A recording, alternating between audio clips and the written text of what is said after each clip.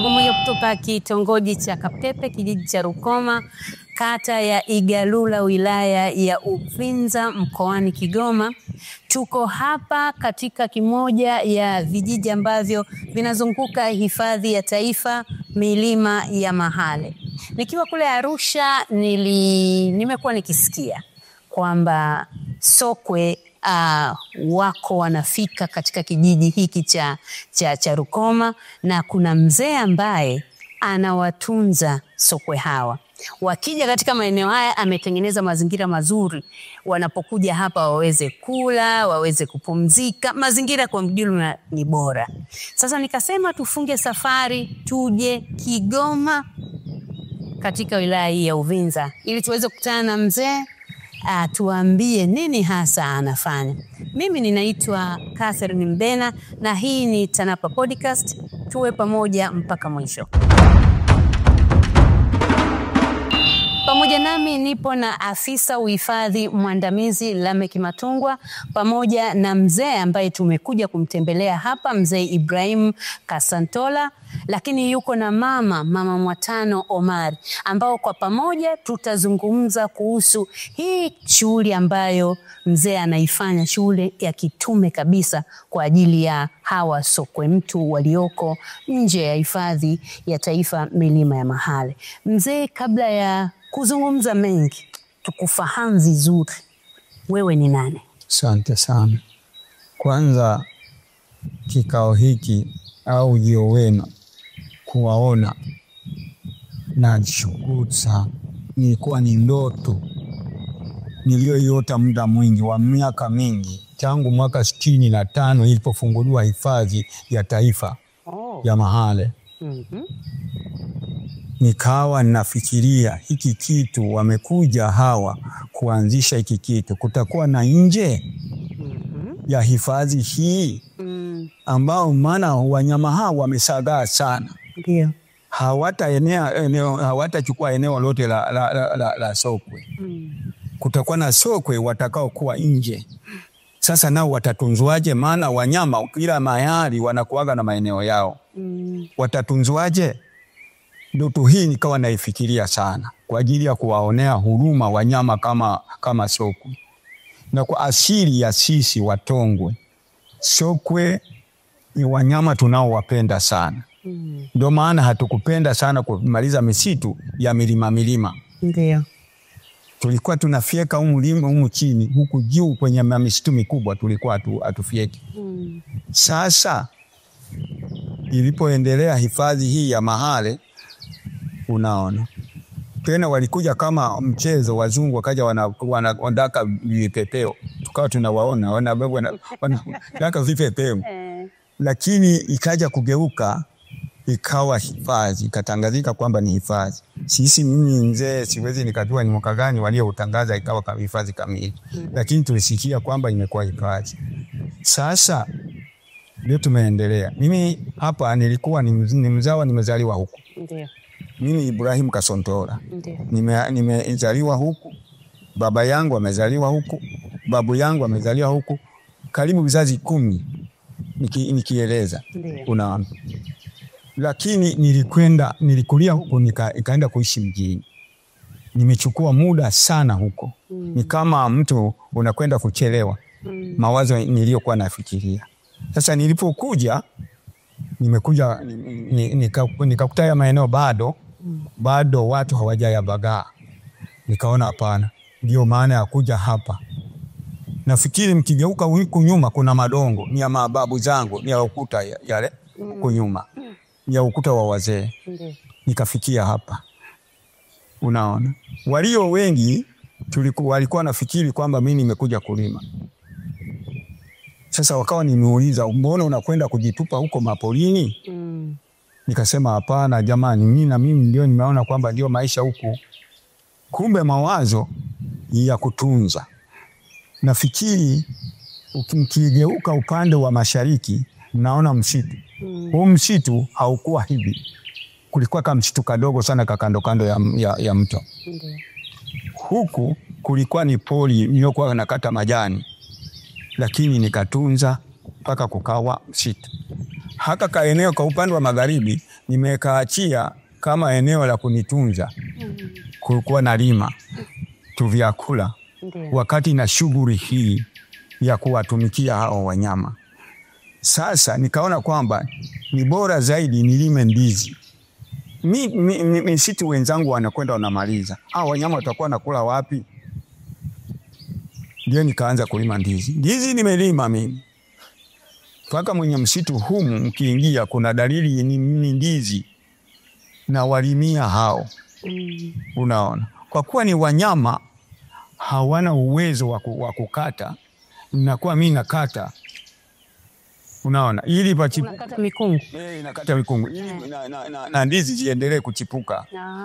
Wanyama wakaendelea kwa wanakula mpaka watu wakaanza kuongezeka huku. Kwa hiyo wakati wewe unakuja ulikuwa mwenyewe? Nilikuwa mimi. Lakini ulikuwa umeshamuoa mama Mwatano? Nilikuwa nimeshamuoa. Mmetoka naye mjini? Tuko wote. Hao watoto wamezaliwa wengine hapa. Wengine wamezaliwa wengine wamezaliwa unaona. Sasa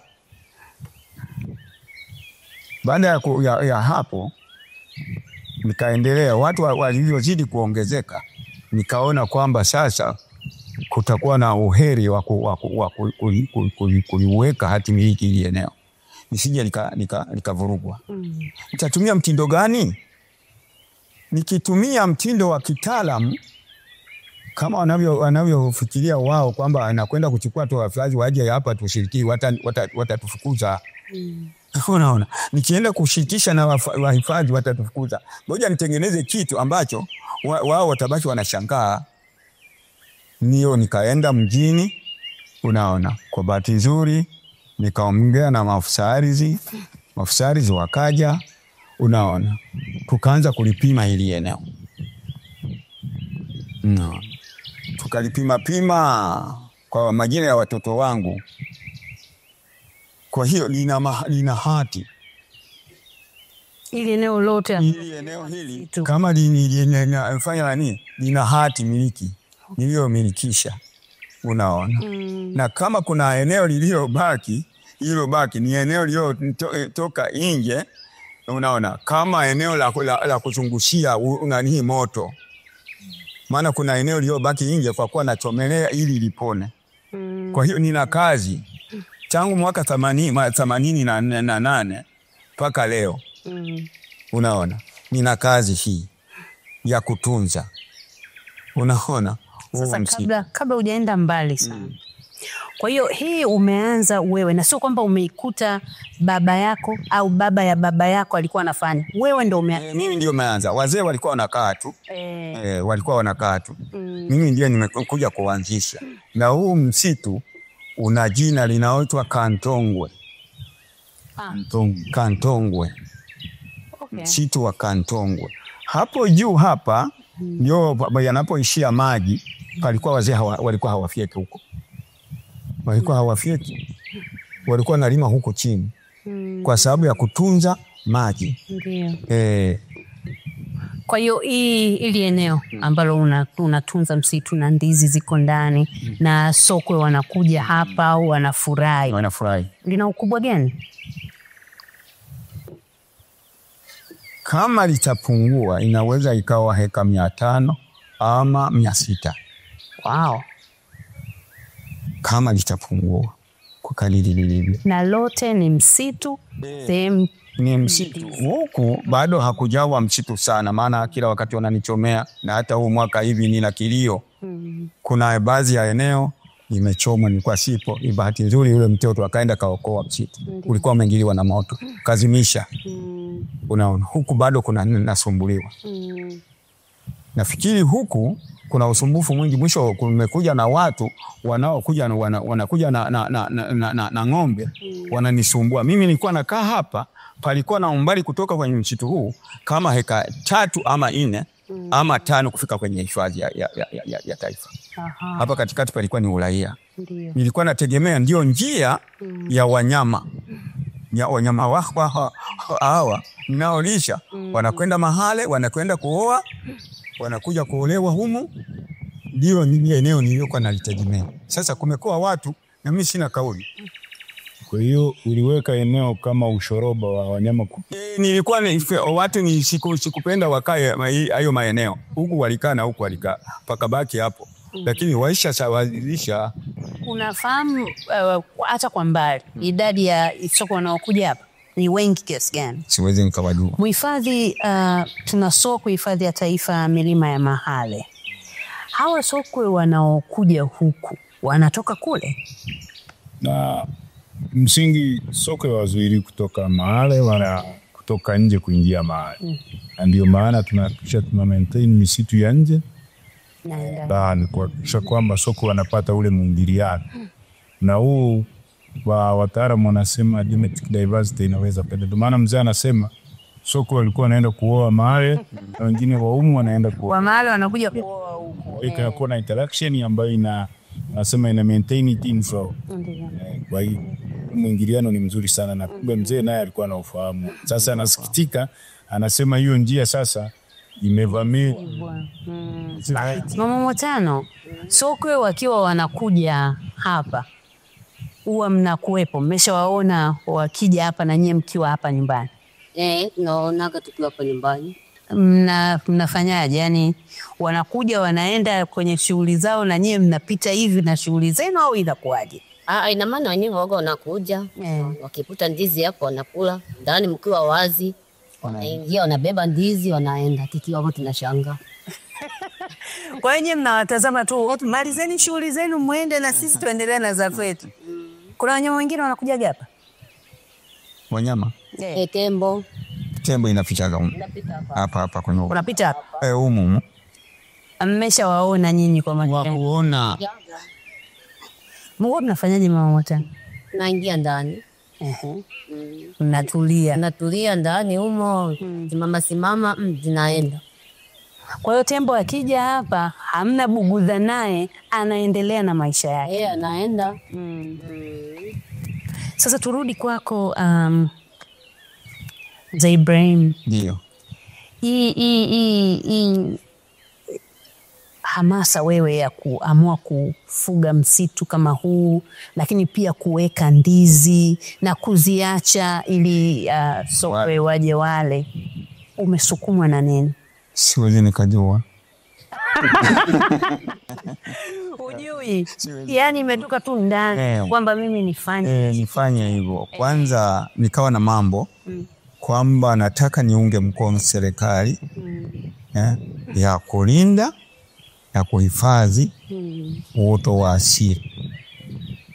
Sasa nikasema huko mbele huenda serikali itaniona kilio changu. Huenda inaweza ikaniona. Sasa ninapowaona mimi hivi unajua serikali imeanza kunitizama. Serikali imeanza kunitizama. Sawa. Hongera sana. Hongera sana kwa sababu ili jukumu unalolifanya ni jukumu kubwa kwa nchi yetu, lakini kwa dunia ni jukumu kubwa sana. Hawa sokwe ni wanyama adimu. Lakini wewe unachukua muda wako na mali zako kuwatunza. Kwa kweli ni kitu ambacho kinastahili pongezi kubwa sana. Mzee Ibrahim, hongera sana. Asante. Sasa mhifadhi, sokwe naamini wako wengi, yani kwa maana ya population ya sokwe hapa ni kiasi gani? Kwa sasa kwa sensa zilizopita zinasema sokwe wanaotunzwa ndani ya hifadhi ya taifa ya milima Mahale ni takriban kuanzia 700 mpaka 800, na ndio eneo lenye sokwe wengi waliohifadhiwa kilinganisha na maeneo mengine kama Gombe na Rubondo. Ukihitaji sokwe wengi wanapatikana, lakini taarifa zilizo kwenye Mahale ecosystem zinasema sokwe wako zaidi, na asilimia karibu 75 yawezekana wako nje. Na namna pekee ya kuwatunza ni kuhakikisha kwamba aidha vijiji vinavyozunguka hifadhi viwe na misitu ambayo inatunzwa kama mzee anavyotunza, tunaona kwa nafasi. Lakini baadhi ya vijiji kutokana na ongezeko la watu tunajaribu at least kufanya matumizi bora ya ardhi. Kwa sasa vijiji karibu vyote 18 na vinavyozunguka hifadhi vimefanywa matumizi bora ya ardhi. na kuhakikisha vinatenga misitu ya vijiji. Ingawa bado kuna changamoto ya ongezeko la watu, lakini tunaendelea kutoa elimu kuhakikisha kwamba vijiji vinatunza misitu na tuna maintain zile mita 500 at least za hifadhi ili wanyama wapate mtawanyiko wao. Lakini pia tunayo ushoroba ambao kama alivyokuwa na usema ambao tunauita Mare East, ambao unatembea kutoka hapa kuelekea upande wa Katavi. Na huo ushoroba umekuwa na maeneo bora kuingia soko pamoja na wanyama wengine. Kama alivyokueleza unasikia tuna tembo, tuna nyati na wanyama wengine. Na simba pia wapo. Lakini kutokana na mwingiliano wa watu haya maeneo ambayo yalikuwa ni general code. Kila mtu alikuwa anakwenda na anajichukulia anajisevia anavyoweza. Kata anavyoweza. Anachukua eneo lake. Lakini baadaye kuja kushtuka kushirikiana hifadhi ya taifa ya Mahale na wadau kama FZDS wako mradi wa tuungane ambao wako chini ya Nature Conservancy. Tukaungana pamoja na halmashauri kuhakikisha kwamba sasa tunaelimishana juu ya kutunza haya maeneo. Kwa hiyo vijiji vikapimwa na ikabaki sehemu ambayo sasa at least tumeshaitenga na kuiwekea alama kuhakikisha huo ushoroba unalindwa. Na sasa hivi iko kwenye process ya kufanya gazettement ya huo ushoroba ambao kwa sasa na umependekezwa uitwe msitu wa Liabutongwe. Liabutongwe badala ya Mahale. Hapo mngekuwa Mwelenga. Kwa hiyo msitu huo uliobaki kutoka hapa kwenda Katavi ambao unapita karibu vijiji 6 utaitwa Liabutongwe. Baada ya kuendelea kuitwa General ambayo kila mtu alikuwa anachukulia sasa yana mega. Sasa hivi tumeshauwekea alama. Sasa. Na hatua za mwisho zinaendelea sasa za kukamilisha na kile document ziko wizarani. Ili huo msitu wetu ya Butongwe na tutamaintain sasa kuhakikisha kwamba sasa ushoroba unakuwepo na unalindwa kwa kushirikiana na wanavijiji, lakini na halmashauri na watu wa TFS na sister hapo. Kwa hiyo tunaamini hao soko walioko nje pamoja kwamba maeneo mengi yalikuwa yameshaharibiwa sasa wataendelea kutunzwa na kuimarishwa kwa kuunganisha na juhudi za mzee. Watu wengi wakietambua na kuelewa juhudi za mzee, sisi tukiendelea kumsupport na fikiri wataendelea kutuelewa sasa kuhakikisha kwamba soko walioko nje tunaendelea kuwatunza kwa sababu ni wengi zaidi kuliko walioko. Sana wengi. Sasa umesema maeneo nje ya hifadhi ni aidha yamekuwa misitu ya vijiji au namna nyingine lakini yanaendelea kuhifadhiwa. Sasa naelewa kwamba ndani ya hifadhi za taifa tunao wataalamu kwa maana ya wahifadhi wenye uelewa mpana kuhusu uhifadhi wa maliasili hizi, lakini pia tunao askari ambao wanalinda misitu na maliasili zote zilizoko ndani ya hifadhi za taifa. Huko ambako kunatengenezwa misitu ya vijiji na namna nyingine za uhifadhi ambazo umezisema, nani wanalinda? Kwa sababu najua mahali popote panapokaa jumuiya watu wa korofi lazima wako. Nani wanalinda kwenye misitu ya vijiji kwa mfano? Ni jambo zuri. Ni kwamba baada ya kuliona hilo vijiji vina wajibu wa kulinda, lakini havina askari kama lakini wenzetu halmashauri ambao wanawajibika na hiyo eneo na wako na uwezo wa kulinda kwa maana kwa kutumia. Sasa tulichokifanya kubwa kwa kushirikiana na wadau wa uhifadhi. Karibu kila kijiji tumechagua vijana na kwa sasa hivi tunawapeleka training. Wanakwenda chuo cha maliasili cha Pasiansi. Sasa wanajifunza miezi 3 na kupitia wadau wanapewa facilities za scheme uniform. Sasa hivi tumewapa mpaka GPS za kuweza kucollect taarifa mbalimbali za wanyama wanaokuza. Sasa hivi tuna changamoto kama walivyosikia tembo. Wa tembo. Kwa hiyo wana collect taarifa zote na tunaweza kuzipata na kuhakikisha hata tunapotaka kufanya doria, halmashauri inapotaka kufanya doria tunatumia askari, sisi tunaungana na kuhakikisha kwamba tunapita katika maeneo yao ya vijiji kwa na taarifa. Angalau tunapunguza ule uhalifu unaoendelea katika vijiji, lakini bado kupitia tengo chetu za jirani tunaendelea kutoa elimu, kuelimisha juu ya changamoto ya uharibifu wa misitu, juu ya namna gani watu waweze kuheshimu zile mita 500 ambazo ziliwekwa kati ya hifadhi na vijiji, lakini kuhakikisha kwamba wanapata uelewa wa mtawanyiko wa madoka na tabia mbalimbali za wanyama.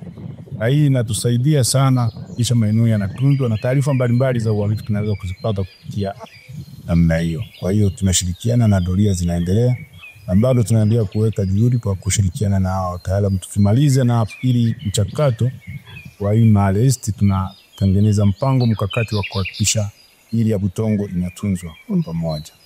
Na hali ikoje? Yani ukilinganisha hali ya ulinzi ya hizi utaratibu huu mliouweka, hali ikoje? Kwa sababu mna mashirikiano na mnawatembelea na kujua wanaendeleaje. Hali ya ulinzi ikoje na hawa wenzetu wa VGS? Kimsingi VGS wako vizuri. Ingawa changamoto haziwezi kukosekana za ndani ya vijiji kuelewa vizuri kazi wanayoifanya. Lakini hali inaendelea kwanza. So tuna ilivyokuwa zamani.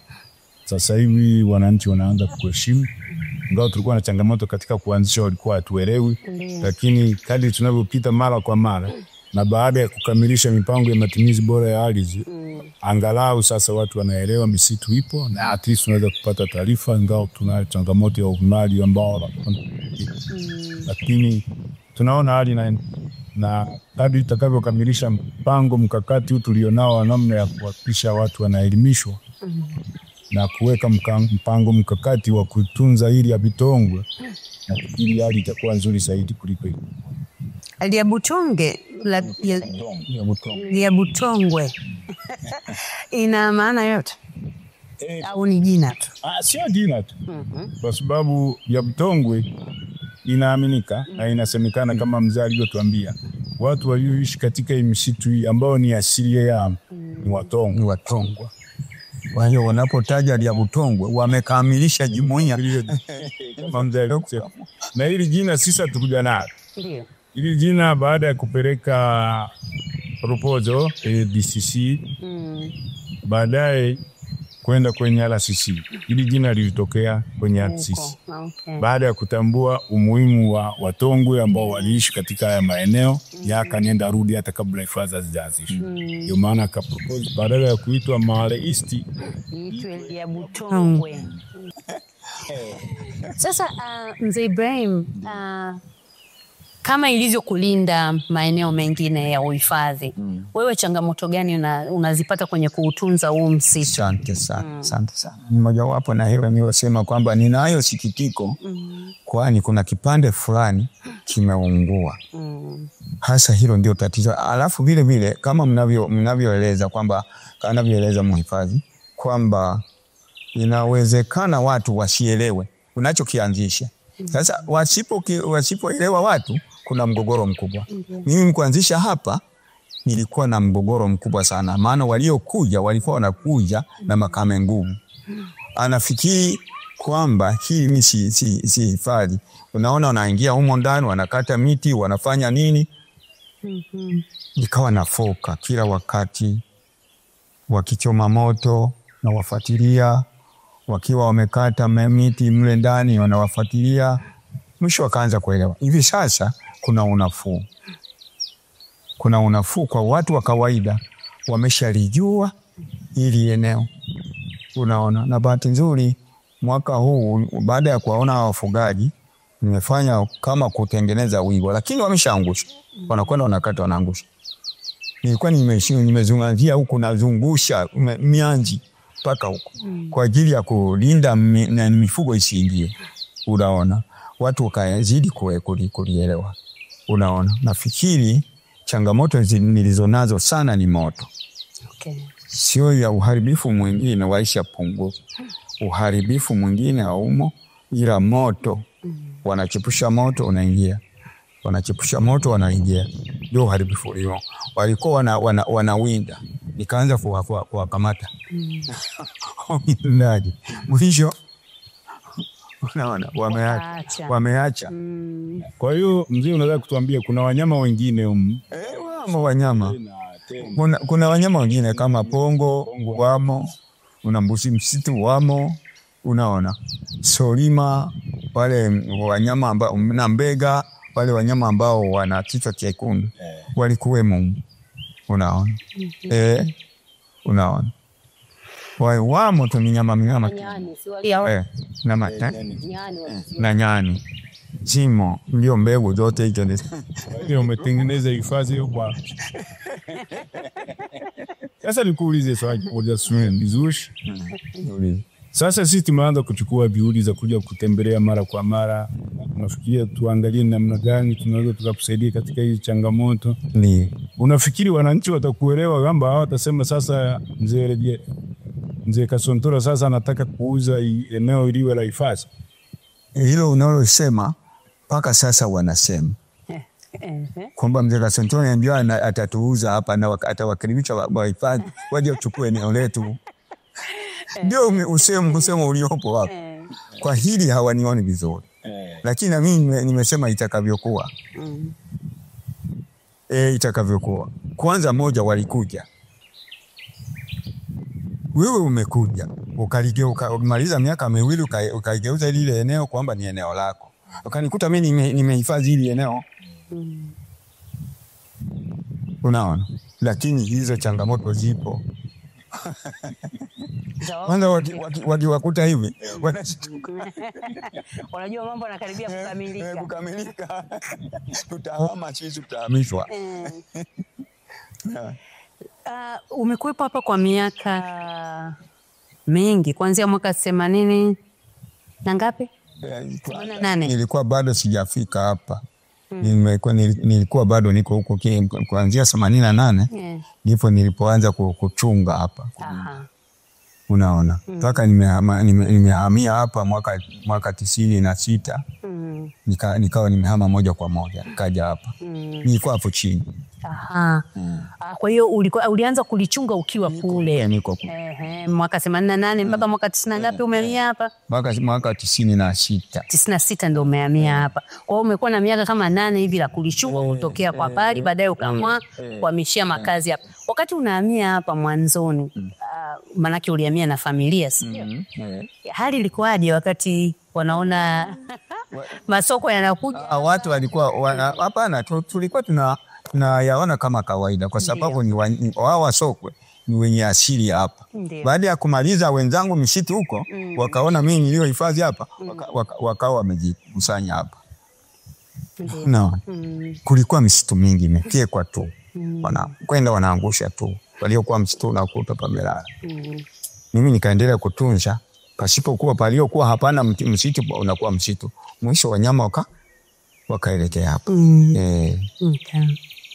Kwa hiyo toka umeanza kutunza msitu, ni kwa kiasi gani serikali imeshirikiana na wewe?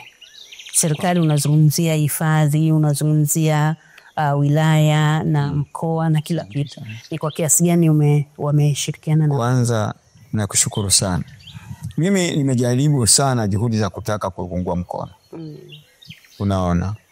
Kule Mempu nilifika mpaka Mempu. Ninapowafikia hao viongozi wangu wa kijiji hapa, wanaonekana kupiga makono. Mwisho nikaona nitafanyaje? Niende Mempu. Mempu ni nini mzee Ibrahim? Mempu.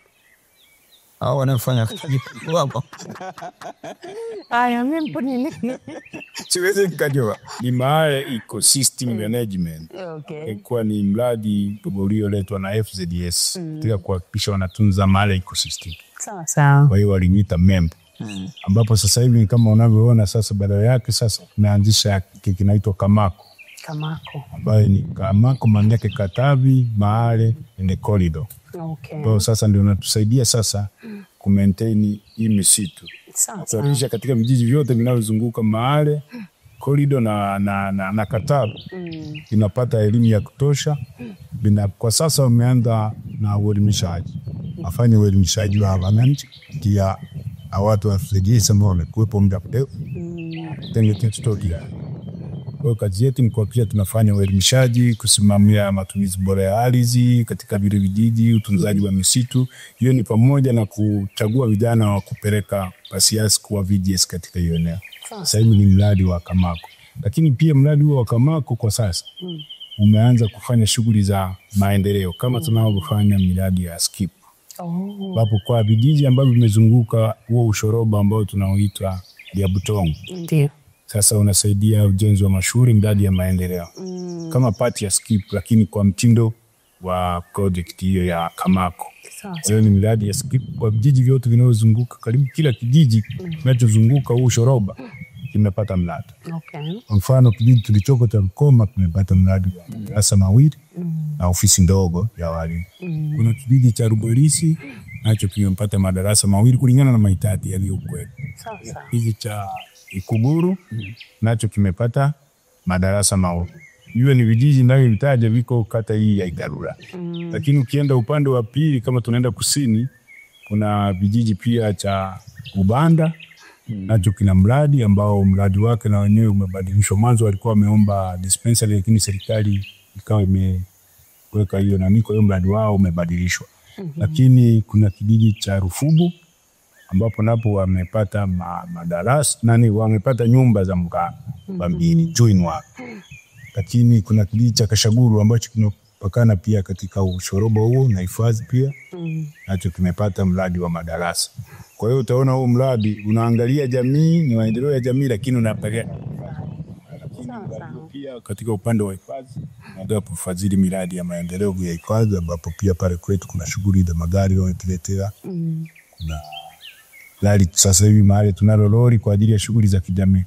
Kwa hiyo katika swala la uelimishaji, kama tunataka kufanya practical ya kupeleka wananchi nje, tunalo lori pale kwa ajili ya kutembeza wananchi. Baada ya kuwa tumewaelimisha, tunataka tuwatembeze katika maeneo ya hifadhi waweze kujionea shughuli mbalimbali zinazofanyika na waweze kupata hamasa ya kutunza misitu ambayo tunakusa kwamba inakaa katika mazingira. Kwa hiyo ndio baadaye tumekuja kupata sasa Kamako.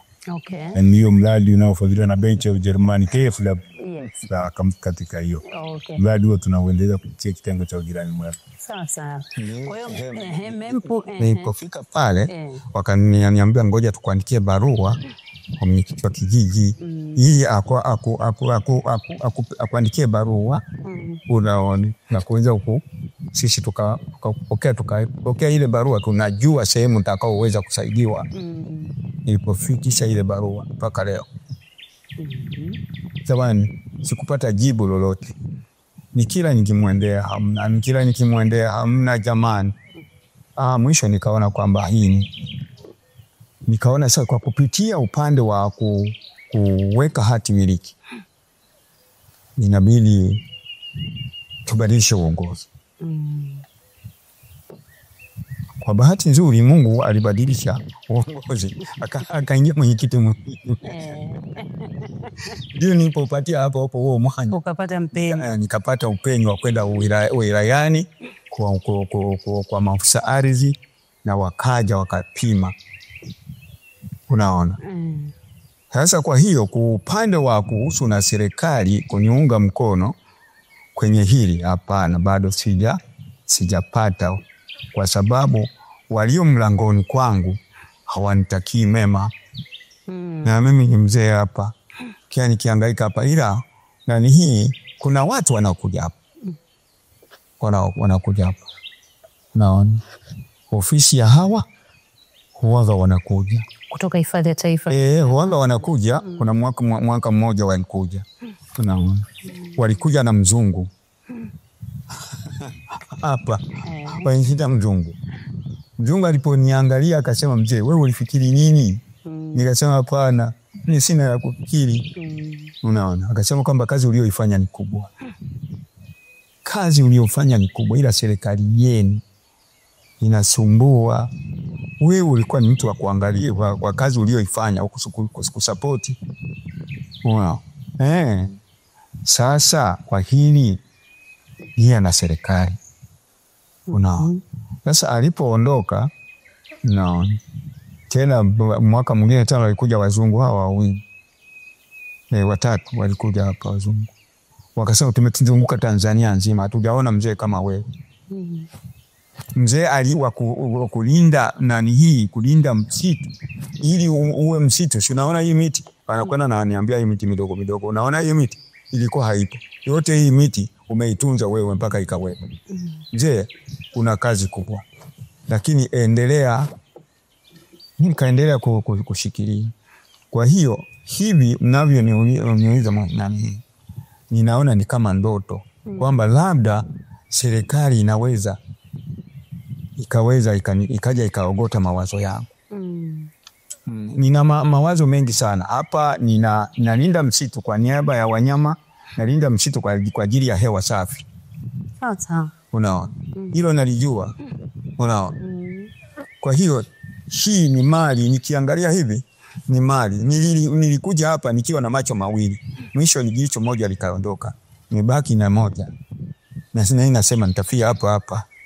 Babu yangu alifia hapa na mti arota nizika hapa.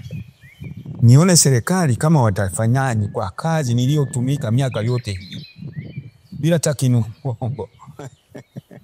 Nikuulize swali. Hati yako ni ya kutoka Wizara ya Ardhi, si ndio? Hati yako ya ili eneo ni ya ardhi, si ndio? Wewe ulikuwa unataka serikali ikusaidie nini? Ikusapoti kwenye nini? Kwenye kuhifadhi msitu. Unataka wafanye nini? Nini unataka serikali wafanye? Yani kwa sababu lazima useme kitu ambacho aswa unataka serikali ikufanyie. Unataka ifanye nini? Sawa. Moja, itambue kwamba upo, ambayo inatambua, imekupa hati na inajua kwenye ardhi hii unafanya nini, si ndio? Unataka ifanye nini kingine? Mimi nafikiri serikali kwanza iniunge mkono kunisaidia kutunza hawa wanyama. Alafu pia mimi nimeisha kusanya hewa. Nafikiri ingeliwezekana wangeniunga mkono kuja kuipima hewa iliyomo. Na mimi niwe napata angalau, serikali inachukua, mimi mtunzaji nami nachukua. Ndio mawazo. Uko vizuri. Uko vizuri. Kwa hiyo unajua kwamba unachofanya hichi kina umuhimu katika hewa. Na unaelewa kabisa kwamba hewa ina thamani sana. Naelewa. Sawa sawa. Kwa unataka serikali ije iangalie eneo, ipime mambo ya hewa, ukaa na kila kitu. Alafu kama kuna kitu chochote kinafanyika, basi serikali ichukue cha kwake na wewe upate cha kwako. Lakini hili umeshawahi kuzungumza na mtu yoyote wa level yoyote ya serikali? Umeshawahi kuongea na mtu yoyote? Hujawahi.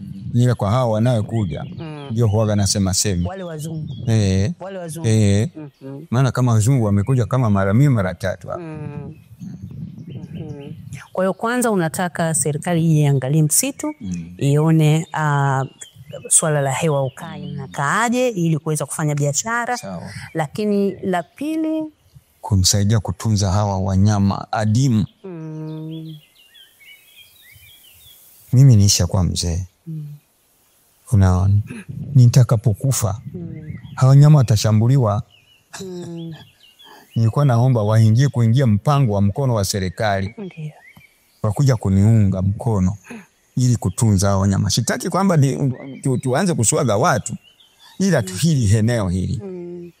Unaona, na nipate njia ya mawasiliano ya wanyama, kwa sababu nalijua, unaona, wanyama wasipokuwa na mawasiliano na wenzao wanaisha. Sasa fafanua. Anaongea habari ya inbreeding, yani kwa wanyama kuzaliana wenyewe kwa wenyewe. Kwamba wakizaliana wenyewe kwa wenyewe, maana yake hawezi kupata uwezo wa kuzuia magonjwa yanayoingia katika maeneo. Lazima kuwepo na mwingiliano wa wanyama wengine kuweza kuzaliana ili kuweza kuendelea. Kwa swala hili kuwazuia wanyama kutoka mahali kuja huku na hawa kwenda huku wakachanganyikana, anajua kabisa ni hatari hili. Kaisha wale walioishi maeneo at least kuweza kuangalia namna gani wanaweza kaondoka, hii eneo hilo linalounganisha na hifadhi liweze kuendelea kuunganika kama ilivyokuwa zamani. Sasa nafikiri mawazo yameeleweka vizuri kwamba zamani wanyama walikuwa wanaweza kumove kutoka. Msitu una jina, Mr. Ibrahim. Umeupa jina? Una jina Kantongwe. Kantongwe. Ya Butongwe ni ya hao. Mimi ni Kantongwe. Sasa huu msitu wa Kantongwe zamani sokwe walikuwa wanatoka hapa wanakwenda mpaka mahale wanafunga ndoa kule, wale wanakuja huku wanafunga ndoa, kunakuwa na mwingiliano. Kwa hiyo wanaozaliwa wanakuwa salama kabisa, lakini wanakobaki peke yao wakizaliana binamu na nani na shangazi na nani, usalama wao, yani maisha yao yapo hatarini, kwa sababu kisayansi hiyo haikai vizuri. Kwa hiyo anachosema mzee Ibrahim ni kwamba serikali imsaidie ili hao wanyama waweze kuzurura kutoka huku kwenda kule, kutoka waweze kuingiliana, yani waweze kuchangamana na wanyama na sokwe wa mahale na hawa, ili kuweza kupata uzao salama, uzao ambao hauwezi kupotea kwa vifo na nini kutokana na kuingiliana wenyewe kwa wenyewe. Kwa hiyo masuala yako mzee Ibrahim ni haya mawili. Serikali kusaidie kutunza hawa viumbe hapa manake na kutunza msitu, lakini la pili serikali iangalie biashara iliyoko hapa. Chapa. Si ndio? Chapa. Mzee uko vizuri. Uko vizuri, umetunza. Baadaye umeiona. Sawa sawa. Kabisa. Mama Mwatano, wewe unasemaje kuhusu swala zima la msitu huu na sokwe hawa na hatima yao? Maana nyewe mmekuwa sasa kama ndo wazazi wa hawa sokwe hapa. Na Mama Mwatano akishajibu, nataka nikuulize, katika watoto wako kuna mtoto ana hiyo kitu unayofanya wewe, anapenda hicho unachofanya wewe?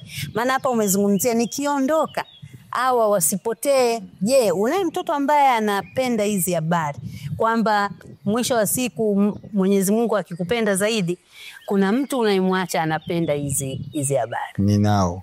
Au na wameanza bado wako hivi wadogo mpaka wameshakuwa, na hivi ndio huo unaosikia nilimtaja huyo mwenye yule anayekaa kananika kitani.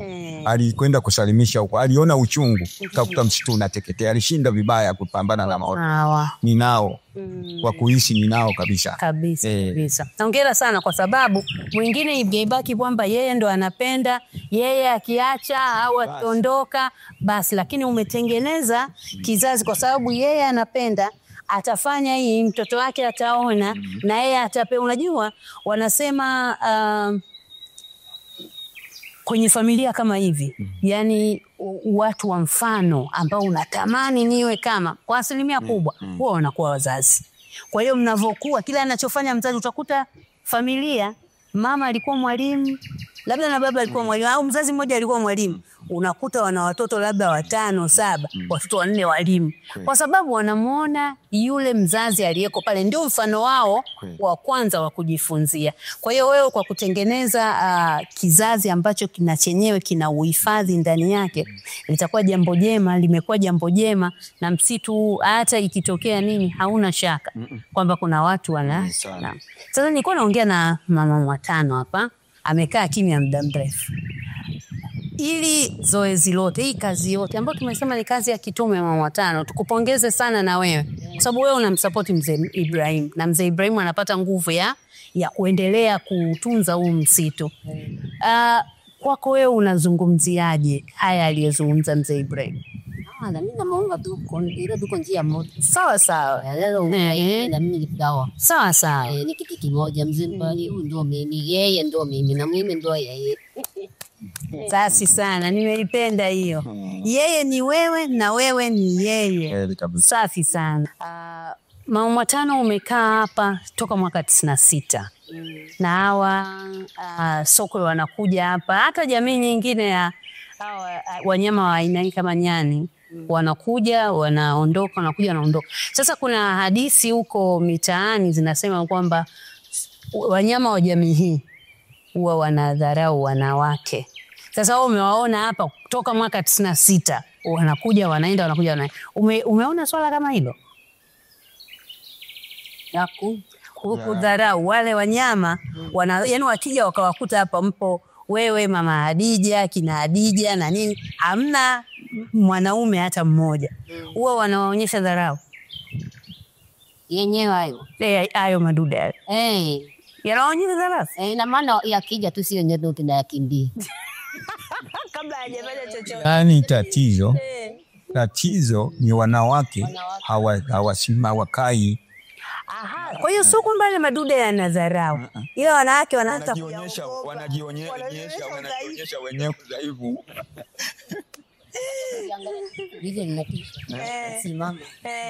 Na mkiangalia hamna mwanaume hata mmoja. Mnaamua kukimbia. Kwa hiyo wale wanyama hawana dharau yoyote, isipokuwa wamama sasa sisi tunaanza kuogopa kabla tunachanja zetu mbuga. Okay. Mbwa siku mmoja nilipomtembelea aliniambia kulikuwa na ushindani wa mbwa na sokwe, si ndio? Akaona asilete tabu, akaamua muondoe hizo. Sina mbwa hapa. Ni upinzani huo nikauondoa. Hebu tueleze tafadhali, ilikuwaje? Nilikuwa nashindana mbwa. Kwa hiyo sokwe walikuwa wakija hapa wanapambana na wewe kwako ukasema mbwa aondoke. Bora nikae mbwa. Sokwe yabaki. Sasa maana yake yani yeye maisha yake yani yeye na sokwe. Kama kuna kiumbe kingine kinaleta upinzani kwenye sokwe, wewe kiondoka kinaondoka. Yeye abaki na sokwe. Mzee Kasontola, wanyama ni kati ya viumbe ambao huwa wana shukrani sana.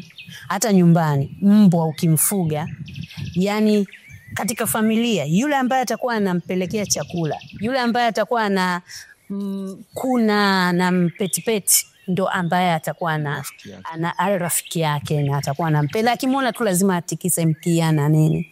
Hawa wanyama unawafanyia kitu kikubwa sana hawa sokwe. Kuwalindia huo msitu, kuwatengenezea hayo mazingira, lakini umewapandia ndizi na huwa unaweka ndizi mahali ambapo wanaweza kuzifikia. Kwa vyovyote vile, sokwe kwanza wako kama binadamu. Tunatofautiana asilimia kidogo sana, watakuwa na shukrani. Wewe hawa sokwe wamekuwa rafiki zako, mmekuwa na ukaribu. Wakikuona wanajua kwamba huyu Mzee Kasontola wana at least kupiga ule ukelele wa furaha. Hapana. Mimi kwenye upande wa nimekuwa sijaingia. Ndio. Sababu ninavyojua ninapoingia huko nakuwa na mashaka, sijapata wataalamu wa kuweza kunifundisha vizuri sokwe kumsogeza. Ndio. Sijui atafanyaje, maana hapa tuko karibu na njia. Ndio. Sasa anaweza kuweka geti. Akishazoea watu anaweka geti. Kwa kila mzigo unapigwa chini. Unakaguliwa. Sawa. Unaona? Nikishazoeza bila utaalamu, niliona inawezekana akawa nazoea, akaanza kuona watu wamebeba mzigo. Maana huko ndizi ndio zinabebwa. Ndio. Wataanza kuwapiga. Wanawateremsha ndizi, wanawatandika. Mpaka nipate utaalamu, ni watunzie sehemu gani, kwa matumizi gani, kwa namna gani. Sasa nilikuwa bado sijapata wataalamu, lakini kuna baadhi ya wazungu waliokuja hapa wakaniambia kwamba ungeanzisha kuwapa mazoezi ya kuwasogelea ili wao wanakuja. Nikasema hapana, hili nikilifuatilia kwanza jamii nilizonazo zikianza kuona hivyo, sijawa mikononi mwa serikali, watanivuruga. Nilikuwa nataka mkatoroji ya serikali, muongozo wa serikali. Nitakapoanzisha hayo niwe nalindwa na serikali. Bila hivi wakinigundua wataniondolea uhai. Nikawa na shaka. Ndio maana wenyewe wamejiamulia wenyewe. Baada ya kufanya nani, wamejiamulia wenyewe kusogea. Sisi chakula kinapatikana, ukisikia harufu yanakuja. Lakini hayana urafiki na sisi. Bado. Kwa hiyo ninapowaona mtu ana mfano unakuja, unaonekana ukinasimama, unapoliona lenyewe linapiga chini mkono. Ikipiga chini mkono lazima wewe utakimbia. Linakufuatilia kukufukuza. Linakuja kuchukua ndizi. Unaona? Si umeondoka? Inakuja kuchukua ndizi. Hatujawa na urafiki. Bado ni mazoezi sijaanza. Sasa lakini kulia kidogo kuhusu kusogea. unaweza kuwa umbali gani pale? Si anasogea, si unaona mfano wanapokuwa pale, wanapokuwa kule. Wanayaona linakuja hapa linachukua. Kama sisi kuja hapo. Huwa linasogeaga. Unaweza kusogea hata mwenye ukuta ule. Mwenye ukuta ule inaweza likaja likachukua kitu. Ndio kuja siku ile kuangalia ndizi. Sasa ikakuwa ndani. Iliingia mwenye nyumba. Okay. Sasa ambacho unafanya mzee Kasontola ni kitu kizuri kwa sababu wewe hauna utaalamu wa wanyamapori. Hauna utaalamu kabisa wa wanyamapori. Kwa hiyo ungejenga kama unavyosema tabia ya kutaka kuwazoesha. Kwa hiyo hawatakuonyesha tabia zote kwa mara moja. Wanaweza kaja kukuonyesha baadaye tabia ambazo haumudu kabisa uweza kuwafanya chochote. Kwa hiyo umefanya kitu kizuri sana kwanza kuto kuzoeana nao.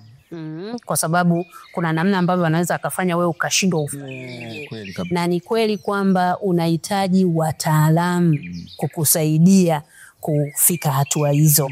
Kwa hiyo umefanya kitu kizuri sana na mimi naona mzee Kasontola wewe sio muhifadhi uliyeingia darasani lakini wewe ni muhifadhi. Yaani wewe ni muhifadhi kwa kuzaliwa. Kwa sababu mtu mwingine si anaona mahali pengine huko masoko yanasogea angetaka ukaribu nao lakini wewe ukasema hapana. Mimi sitaki ukaribu nao kwa sababu sina utaalamu. Umefanya kitu kizuri sana. Mhifadhi, wakati tunaelekea ukingoni kabisa mwa mazungumzo yetu na mzee Kasontola, una lipi la kumwambia baada ya kumsikia haya yote aliyoyasema? Kwa kweli mzee Kasontola ni mzee wa kazi. Tafuta katika jamii ya Kitanzania. Mimi nimemwona mzee wa kazi. Mwenye uhifadhi asilia. Kama ulivyosema yani kwamba yeye uhifadhi wake sio kwenda darasani. Na uhifadhi aliyozaliwa nao kabisa. Anaendelea kuupenda mpaka sasa na hatamani uishi. Na tumemsikia kwamba ameanza hata kulisisha vijana. Kauli ambayo inakuwa kauli mbiu ya kwetu kwamba tumelisishwa tuwarisishe.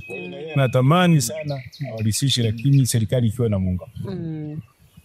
Na nimshukuru kwamba ameendelea kuwa na moyo wa kujitoa wa kiutume.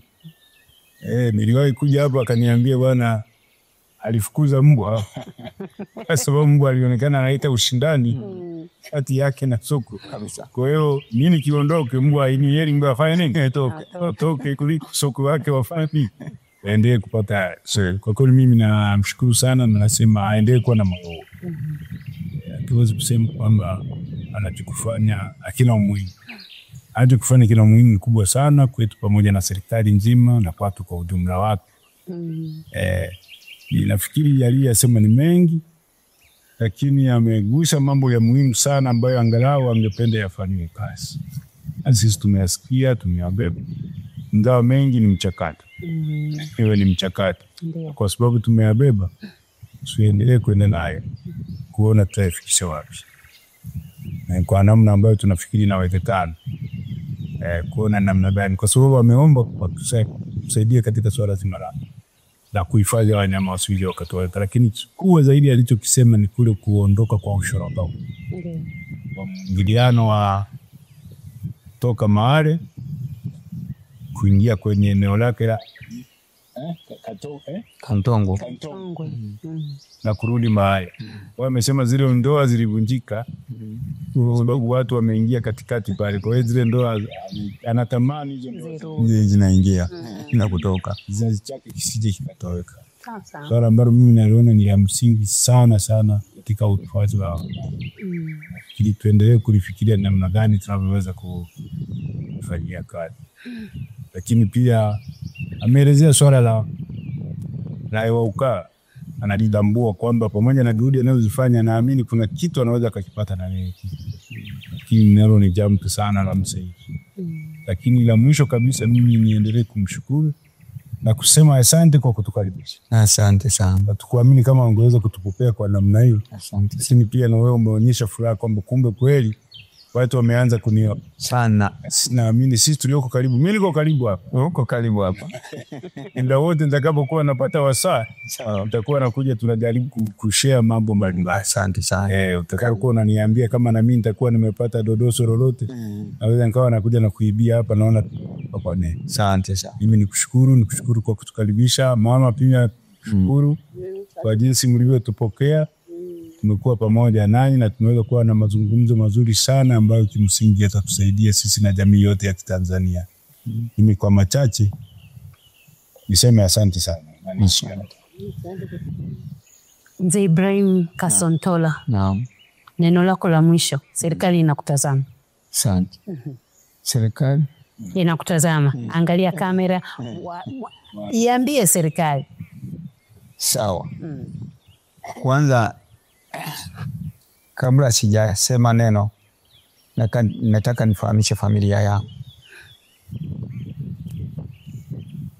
Adam, sogea. Sikio usiku ikakosa kuonekana hapo. Njoo huku. Kuja hapa.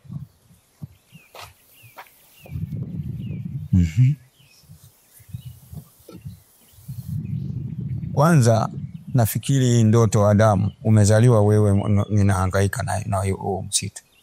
Ndio. Hii ndoto niliyokuwa nasema pamoja na kaka zako, ninawaambia mmekuwa tunahangaika kutunza. Mlikuwa huku hakuna msitu, kulikuwa majani kule, kama msitu kalikuwa ni kando kando. Mmeshazaliwa mkawa msitu. Miti nikawa ninakataa, jamani msikate hovyo. Ndoto yangu imeanza kukaribia. Unaona waheshimiwa hawa wametoka sehemu ya wakubwa huko.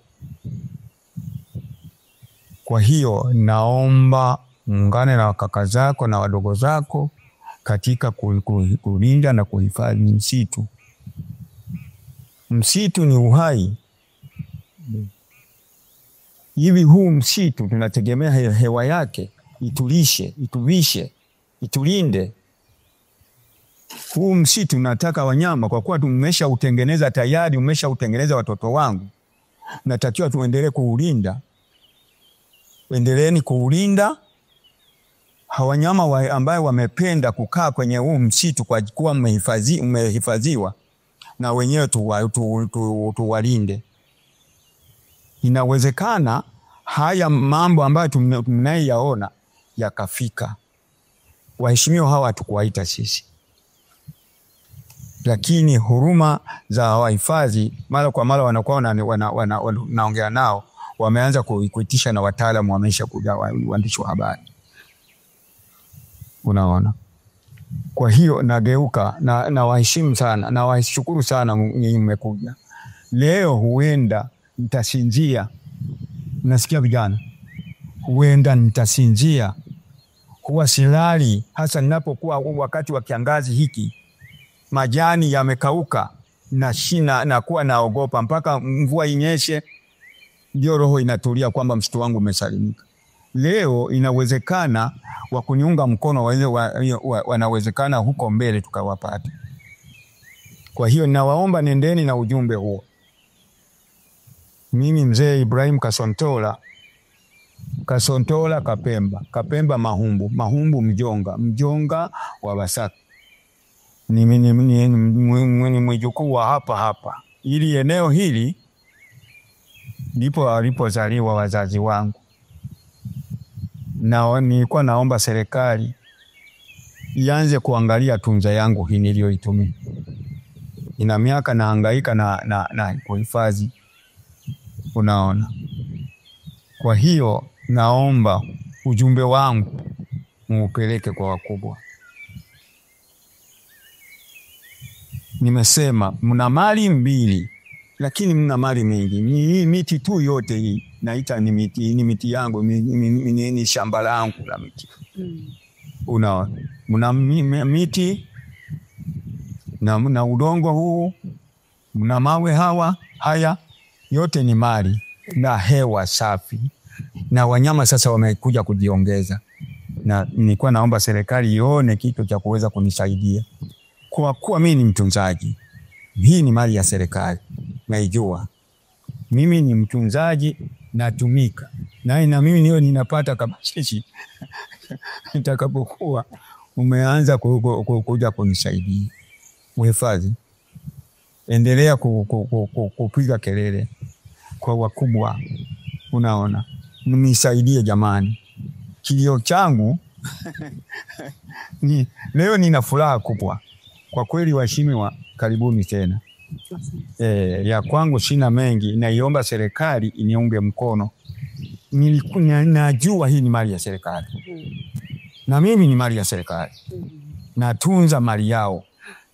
Lakini hata anayetunza kwenye meza, naye ana mamlaka ya kula kule kwenye ile meza. Mimi nikamkate. Yangu ni hayo. Asanteni sana na washukuru. Tumekuwa na mzee Ibrahim Kasontola pamoja na mama Mwatano Omari, tukiwa na muhifadhi hapa, afisa uhifadhi mwandamizi Lameck Matungwa. Kiukweli tumeongea mambo mengi sana. Nafahamu kabisa kwamba hawa sokwe ni wanyama adimu na ni wanyama walio katika hatari ya kutoweka. Kwa hiyo ulinzi wao ni ulinzi ambao unapewa kipaumbele kikubwa sana. Na mzee Ibrahim, kitendo cha kuweka msitu hapa na hao wanyama wanakuja, wanapata mahitaji yao, wanaondoka, imekuwa ni jambo la heri. Lakini kama mlivyosikia, kuna mahitaji mbalimbali ambayo ni kwa ustawi wa sokwe hawa. Ni kwa ustawi wa hawa wanyama jamii ya sokwe ambao wako katika hatari ya kutoweka, lakini ni wanyama adimu.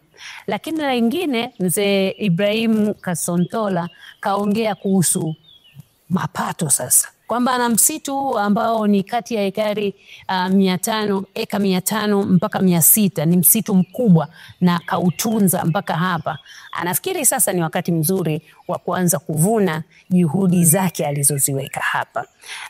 Ni mambo makubwa, ni mambo mazuri kwa taifa letu ambayo tumeyasikia hapa, na naamini serikali ni sikivu na inasikiliza ambacho mzee Kasontola amezungumza, na itachukua hatua kuhakikisha kwamba kwanza jamii hii inalindwa ya hawa wanyama, lakini pili, upande ule wa pili ambao mzee Kasontola ameuzungumza unafanyiwa kazi. Kutoka hapa kijiji cha Rukoma, kata ya Igalula, wilaya ya Uvinza, mkoani Kigoma. Karibu kabisa na hifadhi ya taifa milima ya Mahale.